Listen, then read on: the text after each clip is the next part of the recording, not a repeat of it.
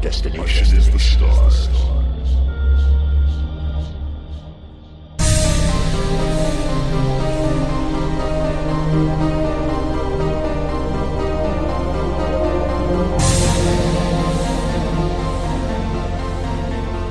Hi, this is Adam Stump, and I will be reading an excerpt from The Girl With Acrylic Eyes by Greg Krojac. Rod Barcode feigned concern. "Are you all right now, Karen? Would you like a glass of water?" Karen shook her head. "No thanks, I'm okay now." The Web Vision presenter returned to the main subject. Now, let's just imagine for a moment that Copelia and others that might be built in the future were classed as people. As people, wouldn't we have to give them rights? Professor Morris shook his head frantically. "You're talking about giving rights to tools. Rights are given to protect humans, or sometimes to protect animals. Machines don't need rights. They need limits. Copelia is basically a computer, a collection of bits and bytes, zeros and ones. How can we be certain that the android Copelia is not just an excellent mimic? How do we know that it is not simply programmed to recognize human social cues and its code has a certain response to each particular situation?" Karen was feeling much better. "Because she thinks, that's why. She recorded a video to celebrate, with me, the success of the first stage of her mission." This was the first that Rod had heard about such a video. "Really? What was the video?" "It was to remind me of when we both attended a performance of the ballet Copelia, the ballet that she's named after. She learned the choreography on the trip and sent it so that its arrival would coincide with her arrival. It showed me that she cared." "You mean it downloaded the choreography?" "No, I mean she learned it, just like you or I might learn something. She loves learning. The main computer was packed with things for her to learn. She insisted on it before leaving. And it was done." Professor Morris wasn't having any of it. "Sentimental hogwash. Mrs. Alferson is simply anthropomorphizing the android. I don't blame her. It's a perfectly natural human reaction, especially when this particular android looks so human. But that's what's happening here. Nothing more." Rachel and Rufus were quite happy to take a back seat and let Karen and Professor Morris slug it out between them. Rod took a sip of his water, which, unbeknown to his audience, was actually neat vodka. He felt that he performed better with a little alcohol inside him. His show was the top-rated show of its kind, so the production team turned a blind eye. "Going back to something Professor Morris said earlier, we give rights to people and animals to protect them from us. Humans, that is. Why would robots and androids need protecting from us?" Karen looked at the show's presenter. "Seriously? Have you been asleep all your life?" Rod looked embarrassed. "No, of course not. Why?" Karen took the bull by the horns. "Look at how we treat each other. Agreed, we tend mostly to be good to each other, but there's always someone who's willing to, no, possibly enjoys abusing their fellow human beings. If some of us are prepared to mistreat each other, then those people aren't going to hold back from mistreating androids." Professor Morris laughed. "What does it matter? They're machines. They're not human." Karen could feel her blood boiling as the production team rubbed their hands with glee. "It matters because our behavior is a reflection of ourselves as a society. We, most of us anyway, don't hurt animals because it's morally wrong. If we mistreat animals, it says a lot about the type of people we are, and we don't want to be thought of as inhumane. I'm not saying that all robots should have rights. Basic models such as cleaner bots, security bots, and yes, even sex bots don't need rights. Their treatment is already covered by property rights. Somebody owns them, and by damaging them or stealing them, you're contravening somebody else's property rights. But sapient robots like Copelia are a completely different kettle of fish."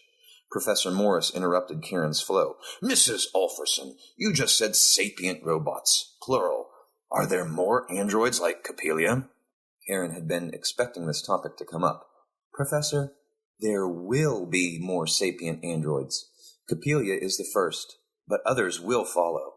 Of course, I can't speak for any other company that may one day produce sapient androids, but for our part, we take all possible measures to safeguard our property technology and to protect mankind." Rod wanted to know more. "So there will be more. When have you ever known something to be invented and then uninvented?" "Never, Rod. It just doesn't happen. Once Pandora's box is open, it stays open. A member of the studio audience shouted out, picking up on Karen's comment about protecting mankind. What about hacking? Couldn't somebody hack into the androids and turn them against us? We've all seen the old Terminator movies. They could wipe us out. Rod turned to Karen. Well, Karen, can you give us an answer to that question? What precautions were taken to prevent the hacking of the android Coppelia? Of course, Rod. The encryption used in securing Coppelia from hackers' intrusion is the most up-to-date and the strongest on the planet. OTP 5.0. That is, one-time pad version 5. Stronger encryption doesn't exist. Of course, when a stronger encryption method is developed, that will be employed. Any future sapient androids will have the strongest possible encryption installed. We recognize the risks to humanity if this isn't done. Professor Morris saw an opportunity to leap back into the conversation. Agreed. We may not be able to stop more sapient androids from being built, but we need to put in strict controls to prevent them from trying to overthrow us.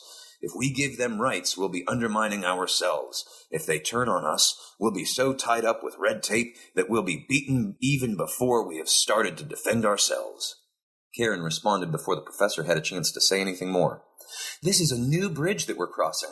There have been many books and movies that have looked forward to the moment when a sapient android will be created, and we've been fed a diet of malicious robots and AI that are basically out to get us. Examples of good AI are far outnumbered by the malicious. And do you know why that is? It's not to scaremonger, but because stories need conflict. Nobody's going to read a book or watch a movie where essentially nothing happens. I'm not saying that they don't present a scenario that couldn't happen, but it doesn't have to happen. Whether it happens or not is up to us. Coppelia has been programmed to feel emotions, yes, but certain negative emotions have been blocked. For example, she cannot feel anger, jealousy, or envy.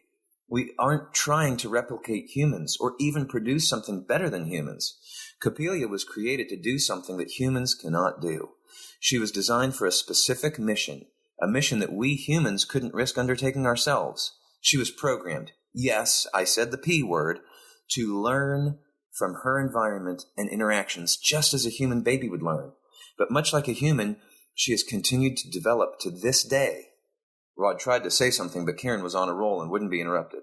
When we think of life, we're narrow-minded. We think of life in terms of organic life. Trees are alive. Our pets are alive.